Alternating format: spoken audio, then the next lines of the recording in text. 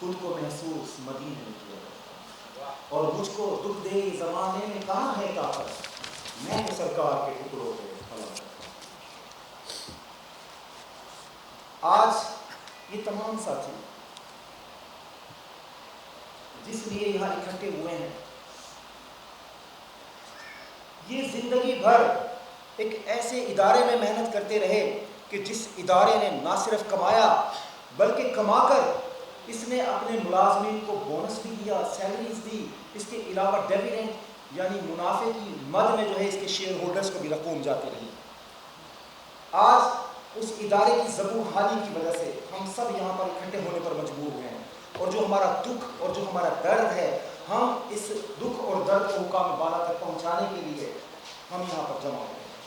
تو اسی کے ساتھ میں جناب شہزاد قریشی صاحب جنہوں نے اس پریس کانفرنس کے اغراض و مقاصد آپ کے سامنے بیان کیے،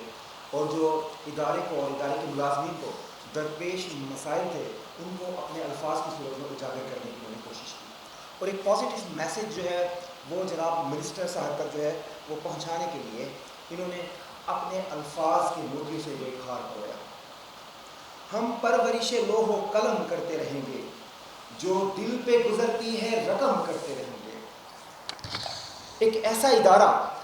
جو 1974 میں بلڈ اپ ہوا،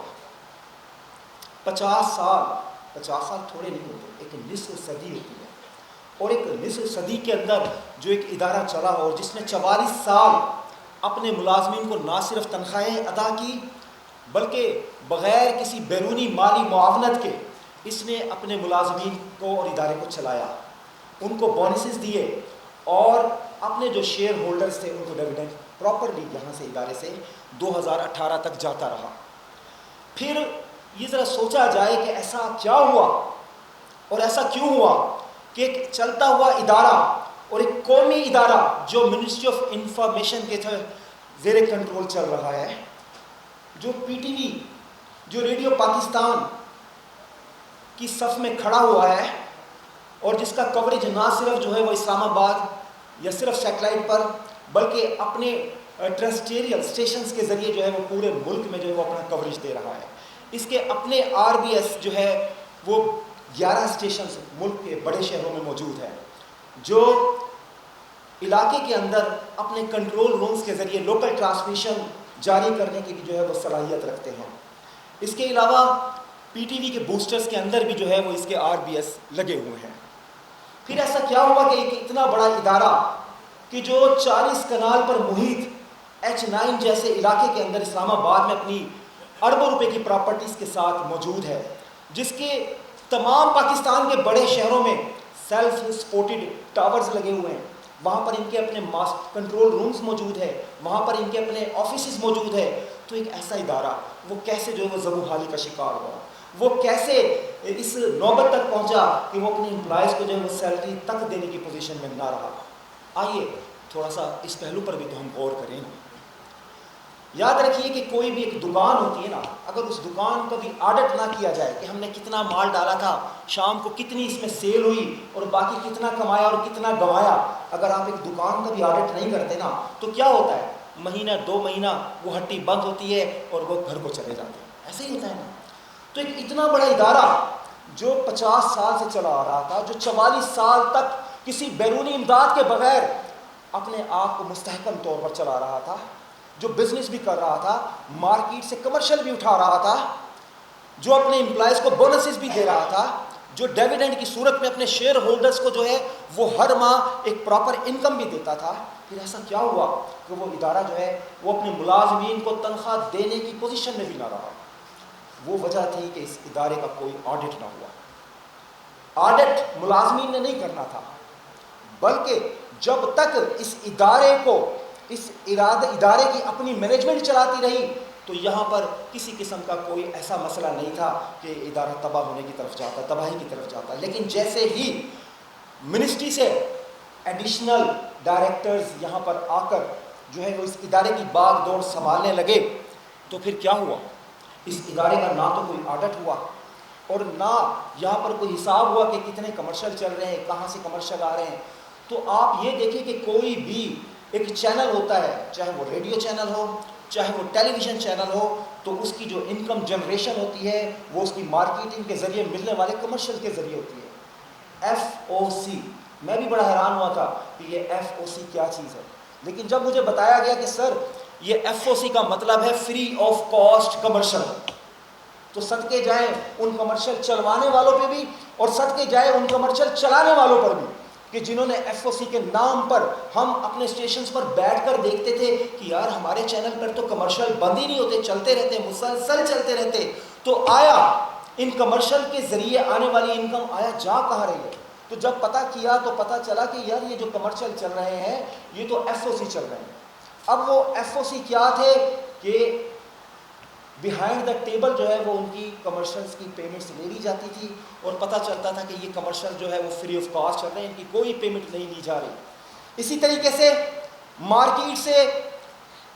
ایسے ایسے پروگرام اٹھائے گئے کہ جن کو کوئی مفت میں لینے کو بھی تیار نہیں تھا، ان کو انہوں نے لاکھوں روپے میں، جو 50,000 میں کوئی لینے کو تیار نہ ہوتا تھا، انہوں نے لاکھوں روپے میں وہ پروگرامز اٹھائے، ان کی پیمنٹیں کی، کس کو کی نہیں کی کسی کو نہیں پتا، اور پتہ یہ چلا کہ ادارے اربوں روپے کا جو ہے وہ خسارے میں چلا گیا۔ جب اے جی پی آر نے آڈٹ کیا اور اس آڈٹ کے 35 پیرائے جاری کیے تو پتہ لگا 3 ارب اور 58 کروڑ روپے کی کرپشن جو ہے وہ اے جی پی آر کے ان 35 پیروں کے اندر جو ہے وہ ثابت ہوئی۔ اس کی تمام ڈیٹیلز ہمارے پاس موجود ہیں۔ ملازمین کرتے کیا نہ کرتے، آخر انہوں نے کہا، در در پہ جا کے انہوں نے ریکویسٹ کی کہ کسی طریقے سے اس ادارے کو چلایا جائے۔ ہم نے ذاتی طور پہ منسٹری میں کوآرڈینیشنز کی کہ خدا را اس ادارے کو چلائے، ہم بھکاری نہیں ہیں، ہمیں سیلری نہ دی جائے، اس ادارے کو چلا کے ہمیں اس قابل بنایا جائے کہ ہم اپنے بچوں کا پیٹ پال سکیں اس ادارے کو چلا کر، ہمارے اندر وہ صلاحیت ہے۔ آج بھی ہمارے ادارے سے جا کر لوگ الجزیرہ میں ان کو چلا رہے ہیں، جیو میں ان کو چلا رہے ہیں، ایکسپریس میں ان کو چلا رہے ہیں، جی این این میں ان کو چلا رہے ہیں۔ ہم کوئی ان سے کم نہیں ہیں، ہم صرف اس ادارے میں رکے تو اس وجہ سے رکے کہ نہیں، ہم نے ایک عمر اس ادارے کو دی ہے۔ آج میں 55 سال کا ہوں تو میں نے اپنی جوانی، میں بڑھاپے پہ آ گیا، میں نے سارا وقت اس ادارے کو دیا، اس ادارے کو چلانے پہ دیا۔ اس ادارے نے مجھے جہاں ٹرانسفر کیا میں نے اپنی سروسز وہاں جا کر دی، صرف کس وجہ سے کہ ہمیں اس ادارے سے پیار تھا۔ کیوں تھا؟ کہ یار اس نے ہمارے بچوں کا بچپن گزارا، ہمارے بچوں کی تعلیم کی ذمہ داری اس ادارے نے اٹھائی، ہمارے گھروں کے چولہوں کو اس نے چلایا، ہمارے والدین کی دوائیوں کا بندوبست اس ادارے سے ہوا۔ لیکن افسوس کہ آج اس ادارے کے ملازمین اس زبوں حالی کا شکار ہے کہ ان کے گھروں کے چولہے بجھے ہوئے، آج ان کے بچے تعلیم سے محروم ہیں،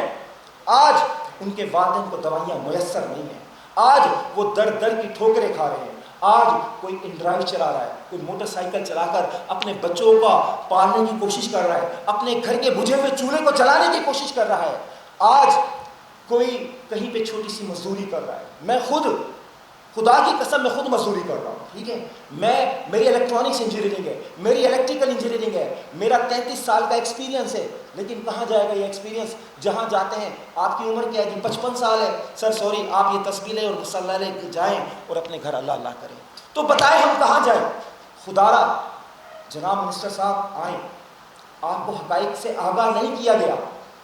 آئیں ہمارے ساتھ بیٹھے، ہم آپ کو بتاتے ہیں کہ ہمارے ساتھ کیا ہوا، ہم آپ کو بتاتے ہیں کہ ہم کورٹ کیوں گئے، ہم آپ کو بتاتے ہیں کہ ہمارا کیس اس ادارے کو لیکویڈیشن میں ڈلوانے کے لیے ہرگز نہیں تھا۔ ہمارا کیس تو یہ تھا کہ خدا را ہماری جو پینڈنگ سیلریز ہیں ہمیں ادا کی جائے۔ آج 22 سے لگے ہوئے کیس سے آج تک ہماری عدلیہ نے بھی ہمیں ایک سیلری بھی جو ہے وہ نہ تو منسٹری سے دلوائی اور نہ ادارے سے دلوائی۔ بتائیں ہمارا کیا قصور ہے؟ کیا کرپشن ہم نے کی ہے؟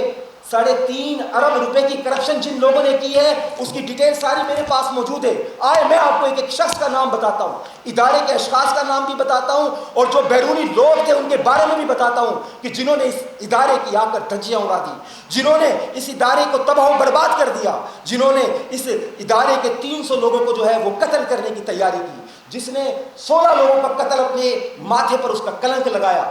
کیا یہ جو لوگ بھوکے مرے ہیں، کیا یہ جو لوگ ڈپریشن میں جا کر سیلری نہ ملنے کی وجہ سے مرے ہیں، کیا ان کا قتل نہیں ہوا؟ یقیناً ان کا قتل ہوا ہے۔ تو مجھے بتائیں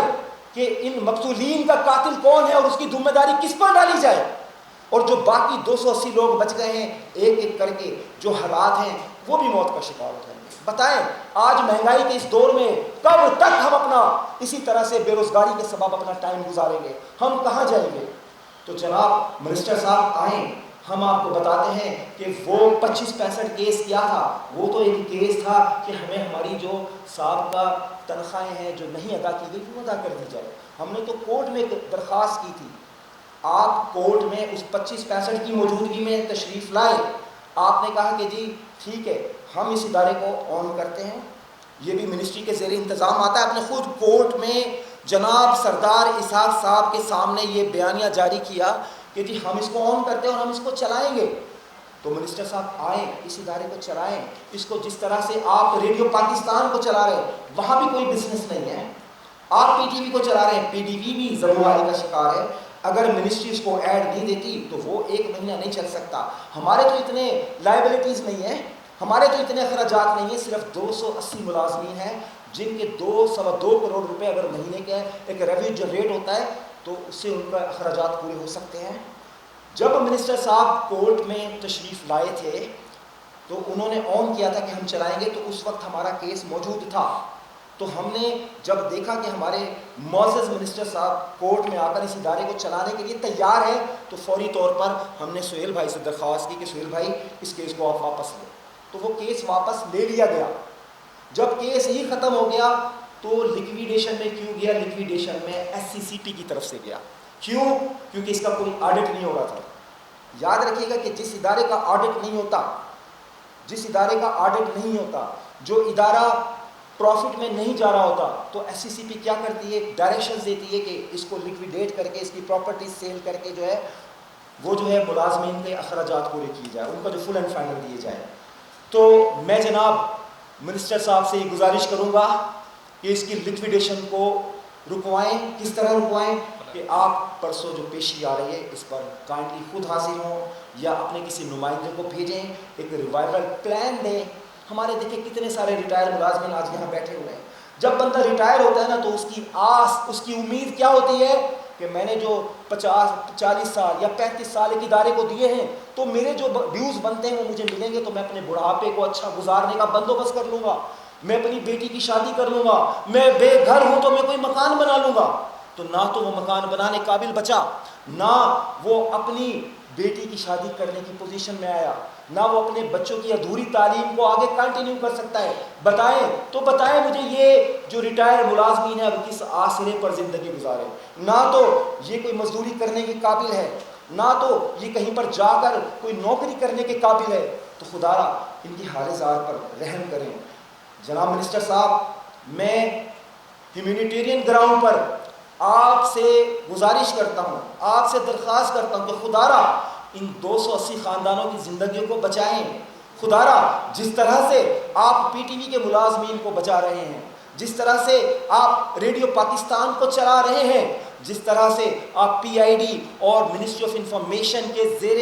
انتظام چلنے والے دیگر اداروں کو چلا رہے ہیں، تو خدا را ان 280 خاندانوں کو چلانے کی جو ہے وہ آپ جو آ کر ایک ریوائول پلان کورٹ میں جمع کروائیں۔ ہم آپ کے انتہائی مشکور ہوں گے اور ہم آپ سے یہ بھی تعاون کی یقین دہانی کراتے ہیں کہ ہم اس ادارے کو چلانے میں جس طرح سے پہلے اپنا بھرپور کردار ادا کر رہے تھے، انشاءاللہ ہم اس سے زیادہ مزید کوشش کر کے آپ سے یہ وعدہ کرتے ہیں کہ ہم اس ادارے کو چلانے کے لیے اپنی تمام تر کوششیں جو ہے وہ آپ کے ساتھ لے کر چلیں گے۔ بہت شکریہ۔